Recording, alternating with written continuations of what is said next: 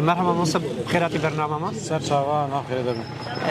مناسكن وك أكاديميسيان وك نویسکر وك بيجن دامزلر وقت مزبوطاميا رولا پیشنگا جبوی ادبیات و جبوی نویسکاری کردی چاوی کارنج مرا بحث بکن چیکار ما کنم پیشنگاه یعنی برای هر چیزی مکان کلتوری نه راستی گلک ظرفت دندره بدهی جو زمان نو کردی مثلا زمان دزاوانتاژ نو دمک درش خدا خکری رو ایدی وشان خانه کرده هنه جوشان خانه را به ظرفت کسان خواندوان را نامزدن که ببین خواندوان کردی جی درفتک. مثلا ما ببینیم وای گلک زارو کنن نفشه نو هنه فکیت حتی خود جارا اول کتاب کردی ببینن. تن پسند دریا و یاب کردی.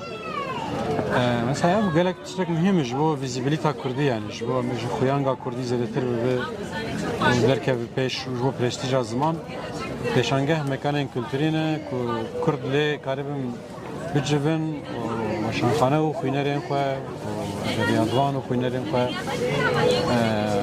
هفدو ببینن و تماسک باشه به سر بنگه باشه. من بتابتیش بگو پیشنگه پرتغال کردیه ویچا باندور لگلت کل گورا او باشه او خوشی یعنی جبر که کردیه يعني مثلا وشان خانين كنت كلداري كرديه ودكنا ما بيجي قالك جوان هاتنا بله مالا بلديه بابك وامكانك صاج شكري يعني امكانك صاج درس كري خوشه يعني جبر شو خوشه جبر صراحه ما بقري باي روشا ما كردا بقري باي çünkü Türkiye zamanı ki bir dezavantajı و قالك امكان انوان انا ودولتك لباش به مساله اللي كردا جوان كردي جو امكان به پارن به تمایا کردی یعنی به پیشانگاه تماتیک به کردی دبی درفت که هر جوره خواندوان کردی ابزول ور ببینن و شانخانه کاربن